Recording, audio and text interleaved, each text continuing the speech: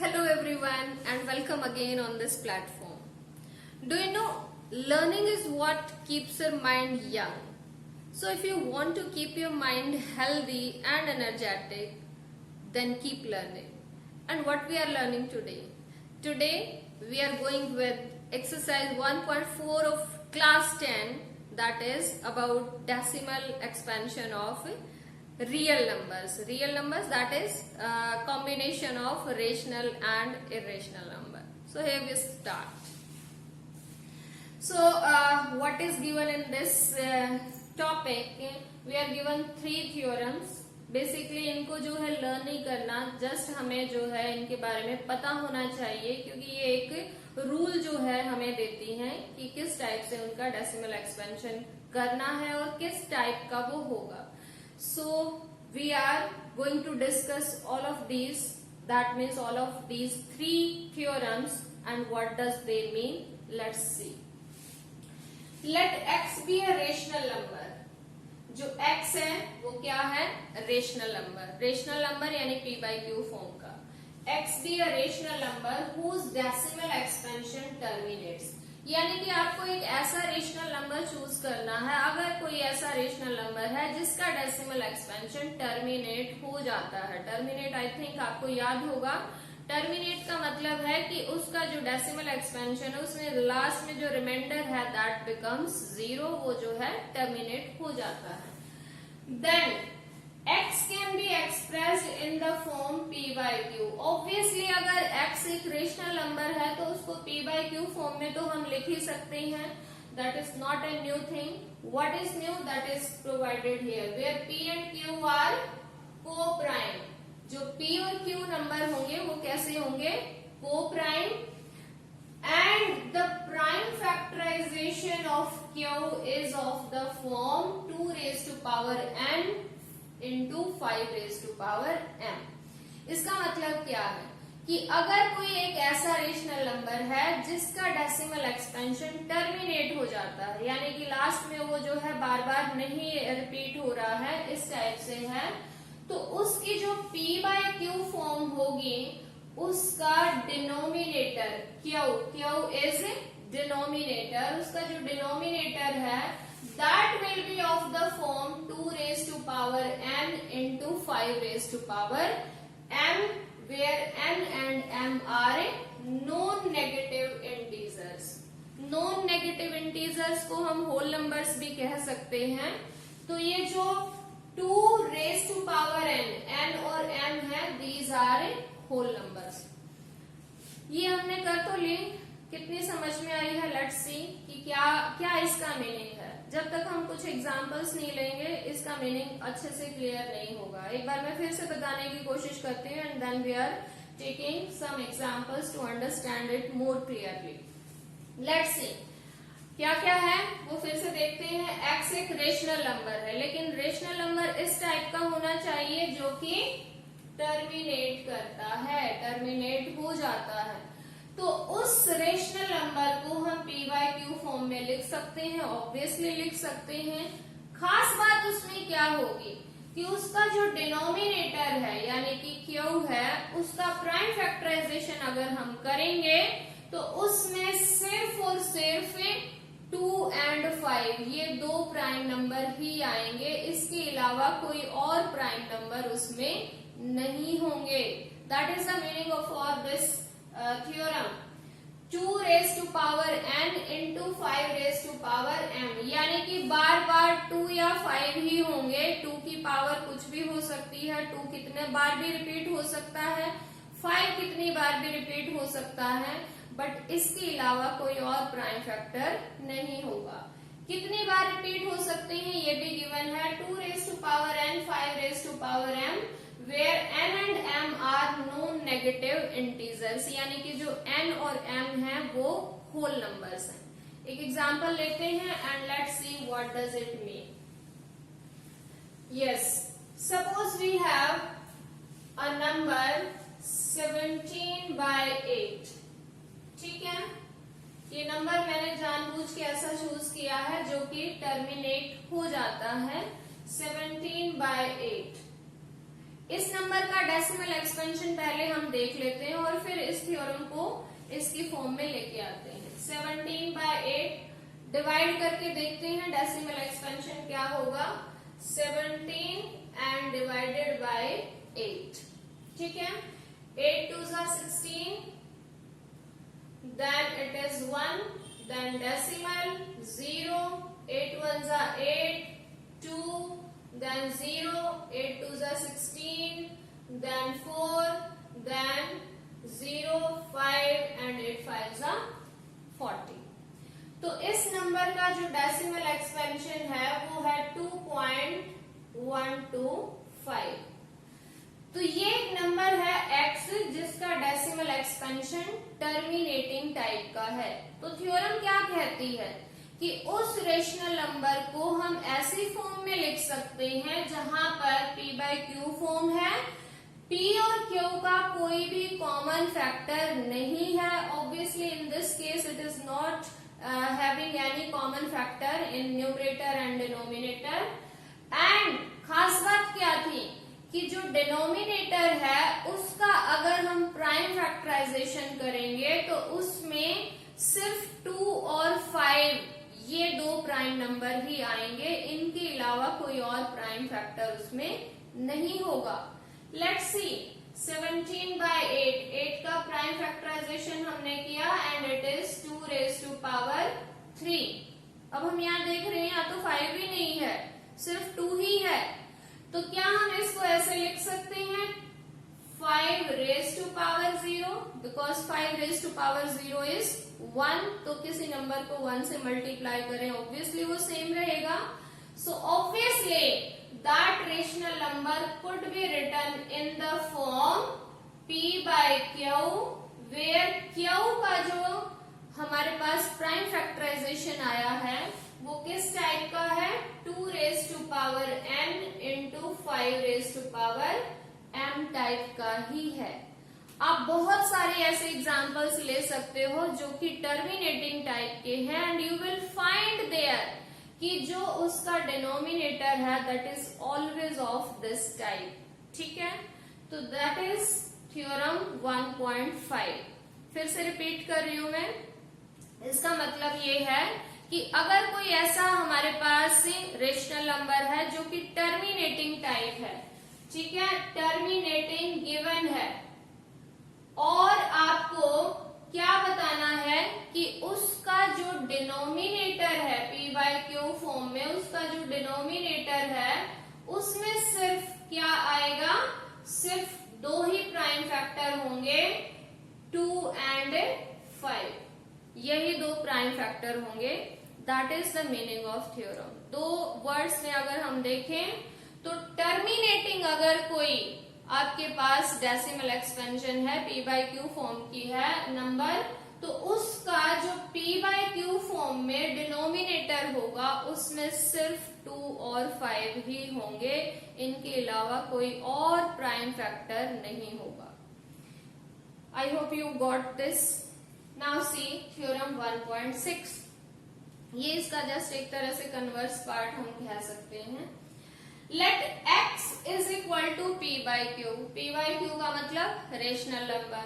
Late x is equal to p/q be a rational number such that, किस टाइप का है ये, कि prime factorization of q, q का मतलब denominator, prime factorization of this q is of the form 2n into 5m।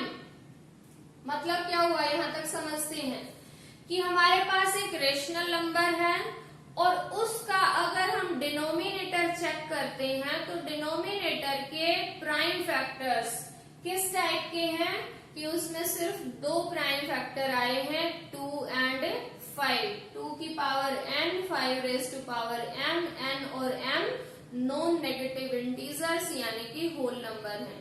कहने का मतलब सिंपल भाषा में n और m की वैल्यू 0 या 0 से बड़ी है, 0 1 2 3 ऐसा कुछ हो सकता है, ठीक है। देन अगर ऐसा है तो क्या होगा, तो जो x है उसका जो डेसिमल एक्सपेंशन है वो टर्मिनेट हो जाएगा। ठीक है, कि इसका मीनिंग क्या हुआ कि हमें किसी नंबर का डेसिमल एक्सपेंशन फाइंड आउट करने के लिए डिवाइड करने की भी जरूरत नहीं है। ये इस थ्योरम से निकल के आया है कि उसका आप सिर्फ डिनोमिनेटर देखिए, डिनोमिनेटर में अगर सिर्फ 2 और 5 ये दो प्राइम नंबर हैं तो 100% उसका जो डेसिमल एक्सपेंशन है वो टर्मिनेटिंग टाइप का ही होगा। That is the meaning for this theorem. Let's see, हम देखते हैं कि हमारे पास सपोज कीजिए एक नंबर है 7/40। ठीक है, ये एक नंबर है हमारे पास, ये एक रेशनल नंबर है, p/q फॉर्म का है और हम यहाँ पर 40 के प्राइम फैक्टर करते हैं। 40 के prime factor 2 into 2 into 2 into 5। ठीक है, यानी कि जो 2 है that will occur here 3 times and then 5 1 time. तो अब अगर हम यहाँ पर नोटिस करें तो जो डिनोमिनेटर है उसमें सिर्फ 2 ही प्राइम फैक्टर आए हैं, 2 एंड 5। तो बिना डिवाइड किए भी हम ये बता सकते हैं कि ये जो अगर हम इसको डेसिमल में कन्वर्ट करेंगे तो 100% इसका जो डेसिमल एक्सपेंशन आएगा वो टर्मिनेटिंग होगा। That is the meaning of this theorem. ठीक है, let's see it again. x एक p/q फॉर्म का रेशनल नंबर है और वो किस टाइप से है कि उसका such that prime factorization of q की बात हो रही है, यानी डिनोमिनेटर में सिर्फ 2 and 5, only 2 primes are occurring, 2 and 5। यहाँ पर कई बार सोचते हैं कि दोनों जरूरी है क्या? It's not necessary. जैसे हमने अभी पिछले वाला एग्जाम्पल भी दिया था, हम वो फॉर्म बना सकते हैं। ठीक है, सिर्फ 2 एंड 5 ये 2 ही प्राइम फैक्टर आ रहे हैं तो उस x का जो डेसिमल एक्सपेंशन है वो कैसा होगा? टर्मिनेटिंग टाइप का ही होगा, वो जो है 100% टर्मिनेट हो जाएगा। ठीक है, that is the meaning for this theorem 1.6। अब जो 1.7 थ्योरम है ये जस्ट हमें ये बता रही है कि अगर कोई हमारे पास ऐसा नंबर नहीं है, ऐसा नंबर है जिसका डेसिमल क्यू की जो फॉर्म है वो इस टाइप की नहीं है, इस टाइप की नहीं है, डिनोमिनेटर की जो फॉर्म है that is not of this type, तो वो जो डेसिमल एक्सपेंशन होगा वो कैसा होगा? वो टर्मिनेट नहीं होगा। टर्मिनेट नहीं होगा तो क्या होगा? रिपीट होना शुरू हो जाएगा, क्योंकि जो भी रेशनल नंबर्स होते हैं, रेशनल नंबर्स का जो डेसिमल एक्सपेंशन है वो 2 टाइप का है, सिर्फ 2 टाइप का है। या तो वो टर्मिनेट हो जाएगा, टर्मिनेटिंग, या फिर non terminating and recurring, non terminating recurring. ठीक है, रेकरिंग यानी कि रिपीटिंग, तो इस टाइप का होगा। तो टर्मिनेटिंग के केस में तो हमारे पास इस तरह का होना चाहिए डिनोमिनेटर, तो टर्मिनेट हो जाएगा, और इस टाइप का अगर नहीं है तो that will be non terminating but recurring. देखिए अब थ्योरम आपको समझ में आएगी। Let x is equal to p/q, एक रेशनल नंबर है, that is a rational number such that the prime factorization of q यानी कि denominator is not of the form this 2 raised to power n into 5 raised to power m, वो इस form का नहीं है। इसका simple सा मीनिंग ये है कि उसके प्राइम फैक्टराइजेशन में सिर्फ 2 और 5 नहीं है, कोई और प्राइम फैक्टर आया हुआ है। हो सकता है सिर्फ अकेला कोई दूसरा प्राइम फैक्टर हो, या ये भी पॉसिबल है कि इनके साथ किसी और प्राइम फैक्टर की एंट्री होगी है। तो उस केस में where n and m are non-negative integer, then x has a decimal expansion which is non-terminating, repeating यानी कि रेकरिंग होगा। नॉन टर्मिनेटिंग यानी कभी खत्म नहीं होगा, लेकिन वो रिपीट होना शुरू हो जाएगा। Actually, this thing we have done in class 9 as well. Here it is just a recap of that thing. Yes. Let's see now some of the questions. यहाँ पर मैं आपको irrational number के बारे में भी रिवाइज करवा देती हूँ। irrational number ऐसे नंबर्स जिनका जो डेसिमल एक्सपेंशन है वो सिर्फ एक ही टाइप का होता है। irrational number का जो डेसिमल एक्सपेंशन है that is only of one type. अगर हम उसको डेसिमल में कन्वर्ट कर रहे हैं तो that will B of non terminating non recurring. ठीक है, ना तो वो टर्मिनेट होगा और ना ही जो है रिपीट होगा। इस टाइप का जो है डेसिमल एक्सपेंशन होता है किसके लिए? इरेशनल नंबर्स के लिए। ठीक है, तो फिर से रेशनल का दो टाइप से है। दो टाइप से कैसे? या तो टर्मिनेट होगा या फिर नॉन टर्मिनेटिंग रेकरिंग होगा। टर्मिनेट किस केस में होगा? अगर हमारे पास जो डिनोमिनेटर है, डिनोमिनेटर की फॉर्म अगर हमारे पास किस टाइप की है? 2 raised to power m into 5 raised to power m है, तो टर्मिनेट हो जाएगा। और अगर इस फॉर्म का नहीं है तो that means non terminating recurring होगा। सिंपल सी बात है बस। और इरेशनल में एक ही टाइप का होता है डेसिमल एक्सपेंशन। किस तरह का? Non terminating non recurring. ठीक है, इरेशनल नंबर की 2-3 तरह से आप पहचान कर सकते हो। कैसे? जैसे एक तो स्क्वायर रूट वाले नंबर, अगर यहाँ पर स्क्वायर रूट के अंदर कोई भी प्राइम नंबर है या फिर ऐसा नंबर है जो कि नॉन परफेक्ट स्क्वायर नंबर है, ठीक है, परफेक्ट स्क्वायर नहीं है, तो in that case that is always irrational. एक तो ये हो गए। देन पाई हमेशा इरेशनल नंबर है। देन आपके पास जो डेसिमल एक्सपेंशन हमारे पास non terminating non recurring type के, देखिए यहाँ पर 1 4 1 5 1 6 1 7 इस टाइप से जो है ये रिपीट हो रहा है। तो और लास्ट में डैश डैश डैश किस चीज को शो कर रहे हैं कि it is still going on, it is not terminating. ना रिपीट है ना जो है टर्मिनेट है। तो इस टाइप के रेशनल नंबर्स को जो है इरेशनल नंबर कहा जाता है। सो नाउ लेट्स सी, अब हमारा जो टॉपिक है, इतना कुछ समझने के बाद क्या टॉपिक है हमारा? 2 टाइप के क्वेश्चंस आते हैं। सबसे पहले कि आप बताइए कि ये जो है टर्मिनेटिंग होगा या नहीं होगा। पहली बात तो ये इस तरह के। और दूसरे टाइप के क्वेश्चंस आते हैं जहां पर आपको ये बताना होता है कि इसका डेसिमल एक्सपेंशन फाइंड आउट कीजिए अगर ये टर्मिनेटिंग टाइप का है, लेकिन ट्विस्ट क्या है? बिना डिवाइड किए। तो वो हम सीखेंगे, वो हमारे लिए नई चीज है। लेट्स सी नाउ, जैसे यही वाला नंबर लेते हैं, इसको देखिए, हमने बता दिया पहले तो कि क्योंकि इसकी ये फॉर्म है तो ऑब्वियसली इट इज टर्मिनेटिंग। अब अगर हमें इसको डेसिमल फॉर्म में कन्वर्ट करना है और वो भी बिना डिवाइड किए, देन उसका क्या रूल है? That we are going to learn. See students, here 2 and 5 both the factors have occurred here, but 2 raised to power 3 है और 5 raised to power 1 है। ठीक है, तो हमें क्या करना होता है? इन दोनों की 2 और 5 की इक्वल पावर्स करनी है। और वो हम कैसे कर सकते हैं? सपोज कीजिए कि यहाँ मैं 5 raised to power 2 से मल्टीप्लाई कर दूं, तो यहाँ न्यूमरेटर में भी करनी पड़ेगी, लेकिन उस केस में यहाँ पर डिनोमिनेटर में इनकी पावर्स तो इक्वल हो जाएंगे, and that is the only thing we need to do.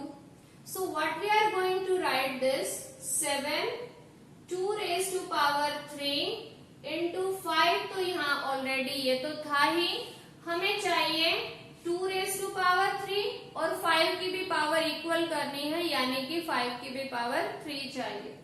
तो हम क्या करेंगे? 5 स्क्वायर से मल्टीप्लाई कर देंगे, जितने की कमी है उतने से ही मल्टीप्लाई कर दिया।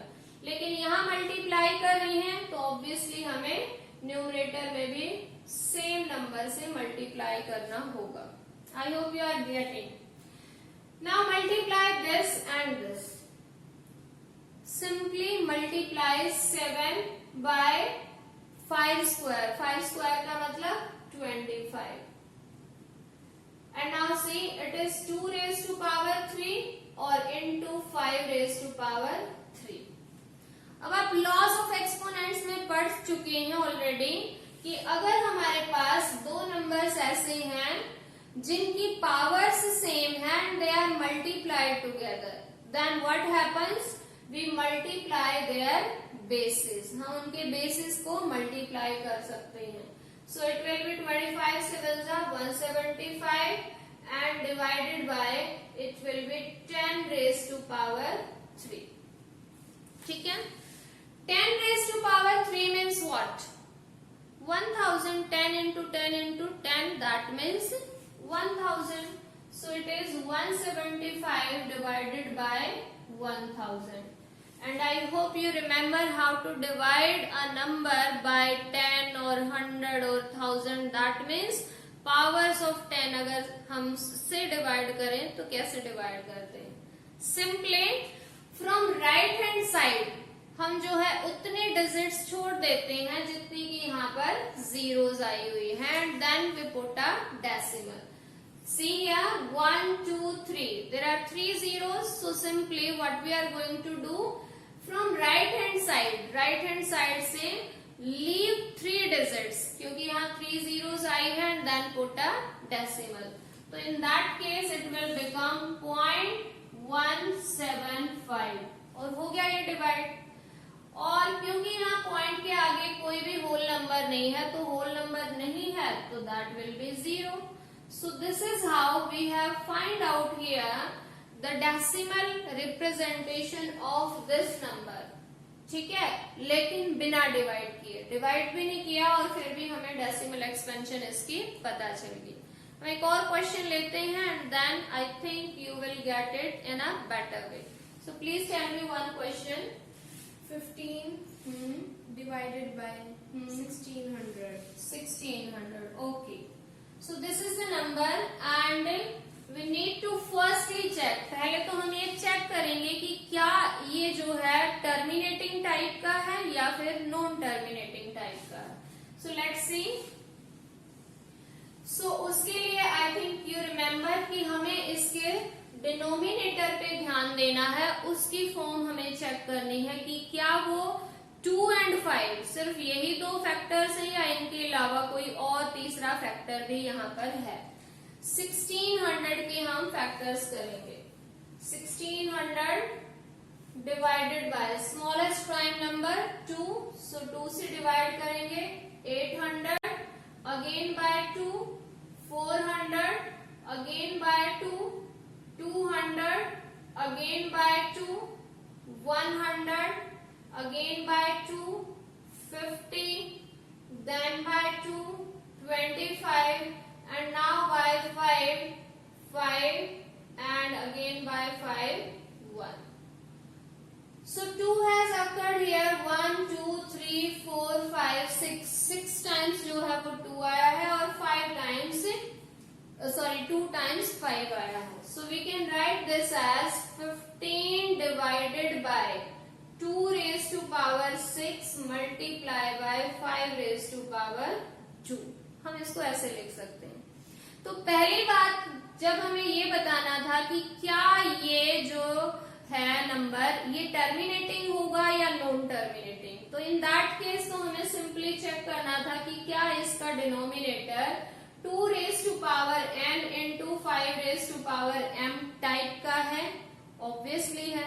इसका सिंपल सा मीनिंग ये है, ये बार बार बोलना आपको यूं ना लगे, मैं बोल इसलिए रही हूं ताकि आपको लिखने का तरीका पता चल जाए, लेकिन माइंड में क्या रखना है कि वहां सिर्फ 2 ही प्राइम फैक्टर आने चाहिए, अगर आए तो 2 and 5, इसके सिवाय और कोई नहीं हो। खाली 2 भी हो सकता है, सिर्फ 5 भी हो सकता है और ये दोनों भी हो सकते हैं, इनके सिवाय कोई और तीसरा एंटर नहीं करेगा। ठीक है, सिर्फ ये बात ध्यान रखनी है।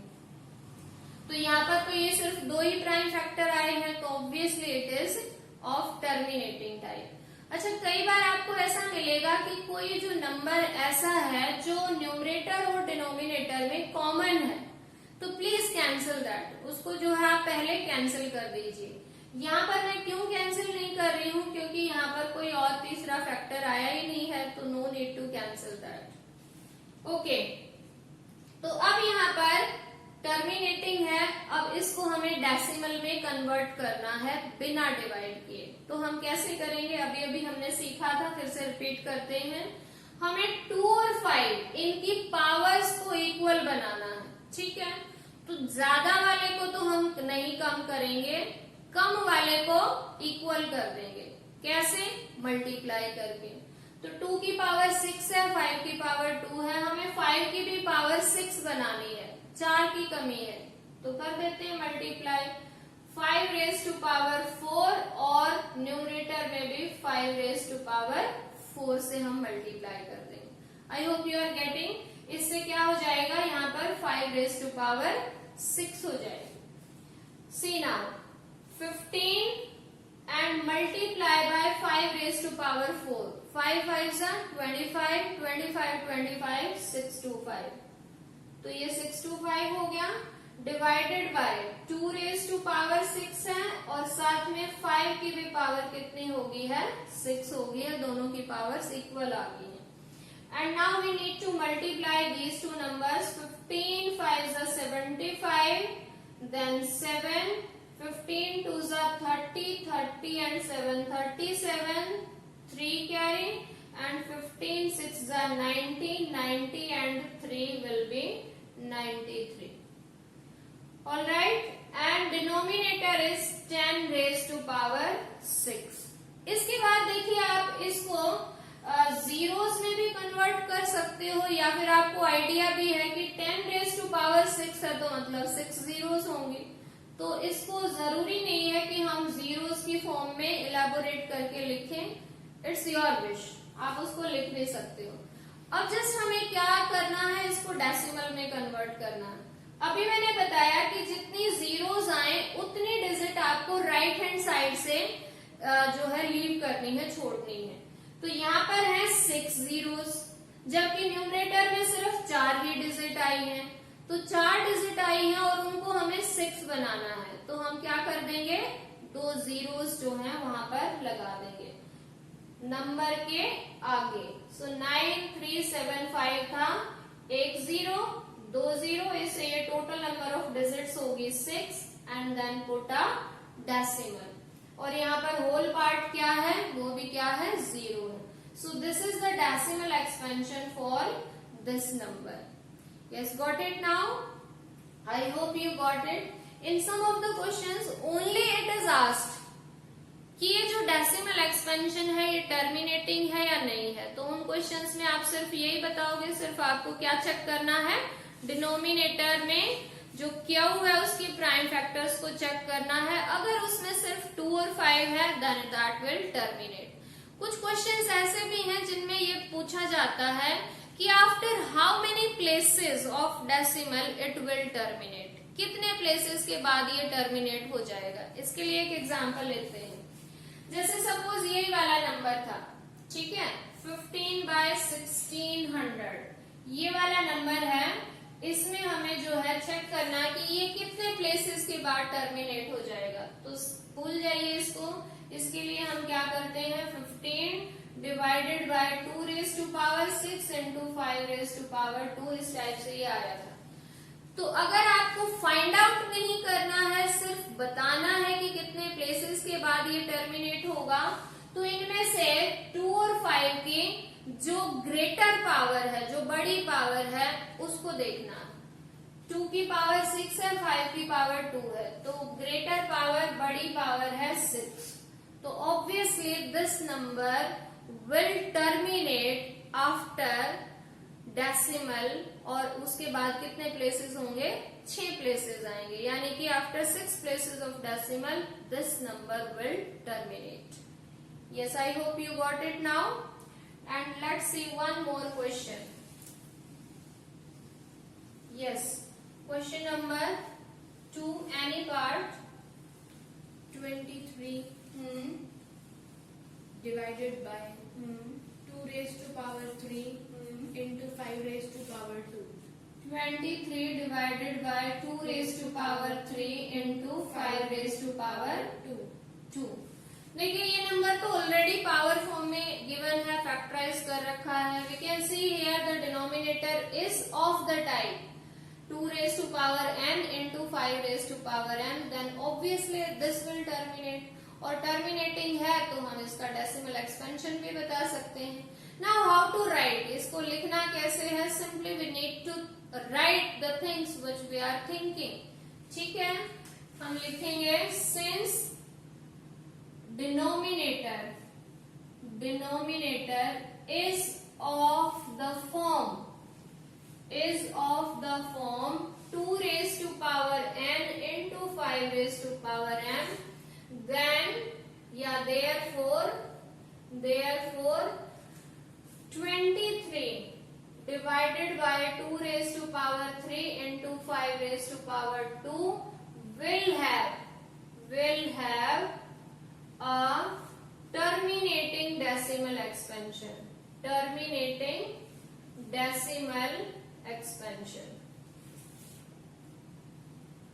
Yes. तो ये तो आंसर हो गया कि इसका डेसिमल एक्सपेंशन किस टाइप का होगा. अब टर्मिनेटिंग है तो हम उसको फाइंड आउट कर सकते हैं, वो भी बिना डिवाइड किए.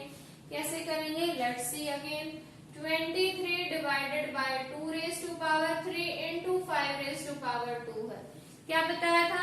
पावर सेम बनानी है. 2 और 5 की दोनों की सेम पावर बनानी है. 2 की पावर 3 है, 5 की पावर 2 है. क्या करें?